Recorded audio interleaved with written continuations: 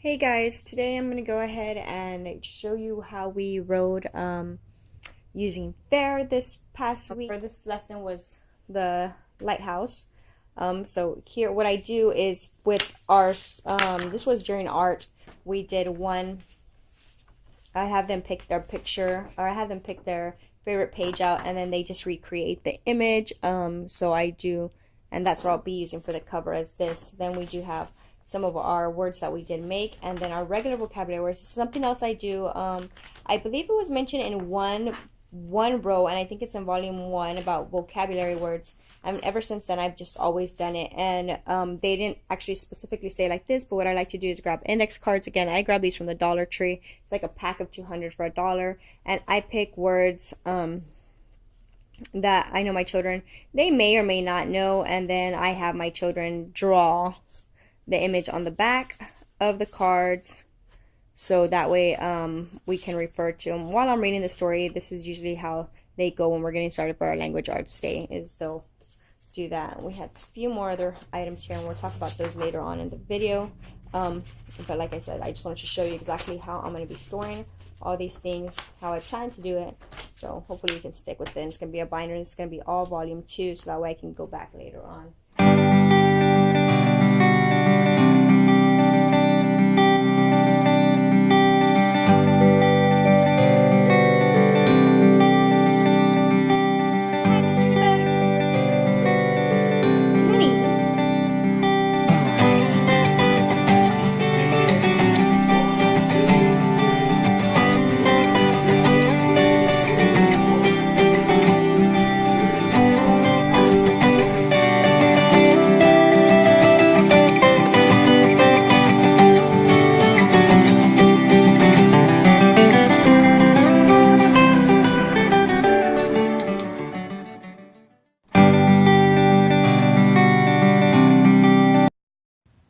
So we start our Monday off with social studies. I like to get them to do the flag of whatever state or country we are doing. We locate it on our wall map as well as any of our floor maps is what we like to use.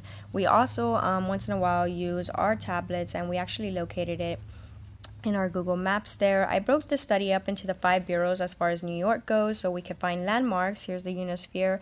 And so that way we can see different places there, and they would be able to recognize New York off the landmarks. Yankee Stadium, of course. With all my rows, I like to have snacks or lunch that represents the state, or so we have some New York cheesecake and some hot dogs here. Tuesday we took it kind of light, and we got inspired by pepper and pie, and I'll have a video linked in the description of the video, but she uses these peg dogs, and I decided that I'm going to actually have one for each book that we'll be rowing this year as a memento for our studies, so I'm really enjoying that. We did tea time on Tuesday, so that was very easy. We just had a few snacks, again, everything tied into New York. For Wednesday, we went ahead and brought in our language arts day. From there, we did our index cards like I mentioned before. We did compound words. Cannot. That word can.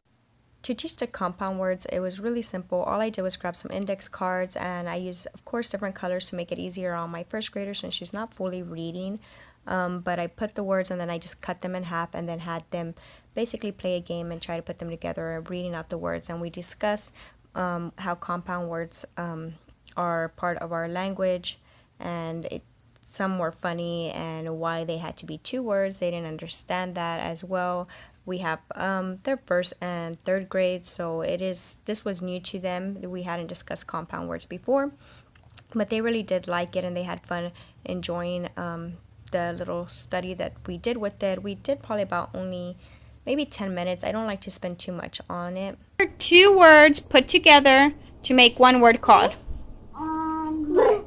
Compound word. Good job. So, and that's what we have on here. So in our title, there's compound words.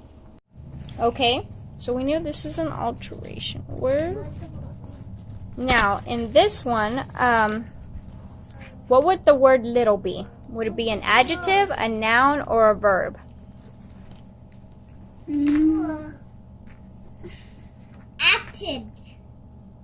Adjective. An adjective. Why? Because you're describing something. An adjective is to describe something. How about red? Adjective. Adjective. Appetite. Appetite. No. Good job, Rollins.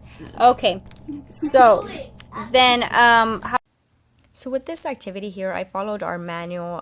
This was balance of title words. So we did the title and then had my son and everybody else who was in the room participate, naming the adjectives, the articles, and of course our newest type of word, which is a conjunction word. Not that they don't know and, but the phrase itself, conjunction.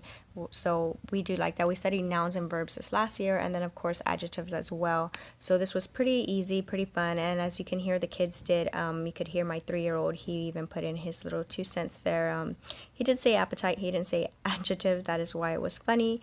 But it's, again, this was in our manual. It's very simple and they are learning in this way. So I do love how our manual gives us these great ideas and we can go through and play some. I'm using a simple cardstock paper that I had on hand. I didn't have to go buy anything.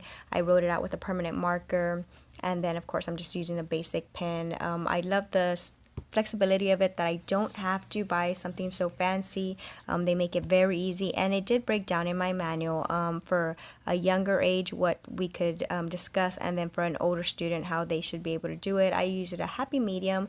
I don't follow it to the T just because my children are, again, we have my smallest is a 1-year-old and then my oldest is an 8-year-old, so I like to include in our homeschooling everybody, all of us at once, so we can all do it at the same time. And we don't have to focus too much on splitting up and having everybody separated and making our day longer. So this was pretty fun. Okay, so whenever we do vocabulary or language arts throughout our week, I always bring out what we call our moral vocabulary. These were given to me by a friend, and we absolutely love this, and we definitely use them every week. So they will have the word and then the description of it, and then on the back we will actually have a verse to go along with the Bible. So those are great. But we're just going to go through the vocab with it. And again, I just read these out loud to the children while we're sitting here and then going through, and before we get started on any other vocabulary. Work, chores that God and others give to us to do. Oh, and remember to listen for a word that might describe what maybe in our book, in our story of something about maybe the Little Red Lighthouse did, or the bridge, or maybe something that was going on. Work was one of them in there. It was, right? We had workmen. Forgiveness, treating someone as though he had not hurt me or what I can do with others. Now, I absolutely love these cards. Again, they were given to me by a friend, and we use them every week. I feel like this is part of our habit training here at home. They're able to recognize the words and understand, and I definitely do apply them in our household. When these come up, I remind them about their vocabulary words and ask them, well, what does generosity mean? What does courage mean? Love and everything. And then they'll pull out, usually they'll pull them out and they'll ask me to do them. So even though we do them once a week during our study, they will pull them out randomly because they want to know what it is that I'm talking about. And they love the verses on the back. I didn't read them out loud here on our video when I was reading them to y'all, and even though my son had mentioned, he's all, Mom, you're not reading the verse, and so, but I do read the verse every time I do the vocabulary word to see if there was any vocabulary words that tied in with their books. Majority of our books will have at least one of these vocabulary words, more vocabulary words that ties in. So that's another way we do study it. At the end of our vocabulary words and activities with our 5 in a row study, I do like to pick up our most used words for 2nd and 3rd graders and review those with my son, as well as some phonics with my 1st grader. We ended our day with some copy work. Again, for this, the way I like to do it is I pick out a page and then I have him copy work that page. And that seems to work very well for us. I just use a simple composition book for this. This same sentence, we'll actually use it for spelling, as in I will have him look at the words and then tell me if there is any word he doesn't recognize, and if there is a word he doesn't recognize, I will give him a few seconds to go over it, and then I will cover it and then have him spell it out of that way. I don't like to have them misspell the word, to be seen a misspelled word, so I do correct it firsthand, and that's how we use our copy work for spelling. Thursday we did art. We talked about the repetition line, the effects that were given in the book, as well as the details of black, blue, and red were the only colors used in our book. Here we have the drawing that you seen in the very beginning of my video. This is my son. Like I said, I had them pick out their favorite page, and then they are to recreate the picture in their image. So he did really good here. It's a really nice picture of the lighthouse and at nighttime, so I do like that. Again, all of this is in our manual, so it's not something I have to come up with the top of my head, so I really do like it. We did buy a puzzle that I found at the Dollar Tree. Again, it had a lighthouse and I really loved it, and so we did finish our day off with that after our art. And our music is very simple. What I've been doing is just picking out a song, and then the kids are to try to name what instruments they may be using, and then we'll discuss the instrument of choice that they may be leaning towards, or if not, we'll just discuss all the instruments within the song. So it's very simple, something I came up with last minute, but in a way to still inquire music within our study this year.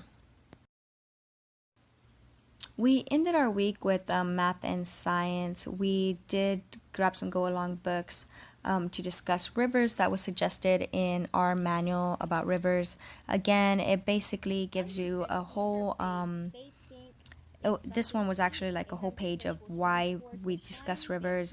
We study rivers because they are an important source of drinking water, food, energy, and a source of transportation and recreation, which those things might not come up the top of your head if you're not thinking about it clearly. It'll give you stuff like your older student may be ready for more information on rivers. You could discuss the fact that rivers flow from high to low places, seeking sea level. So a lot of different things that you can incorporate, and it's all given to you in the manual. So I really do like that. I broke up our day.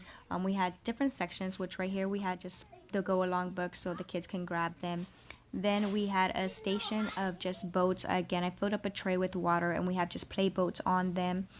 So then we discuss, anytime they went to a different section, I would just hop on over there and we would talk about what was going on in the section. We had a building section where they talked about bridges. We had my older son use Legos just because they were a little bit more engineering part of it, and then my daughter used blocks. Throughout the week, I did tie in some movies and shows to go along with our study. We did the Magic School Bus, of course, for the river study, along with a Lighthouse documentary off of Amazon Prime. That wraps up our row for the Little Red Lighthouse and the Great Great Bridge. Again, thank you for watching. If you have any questions, leave them down in the comments below.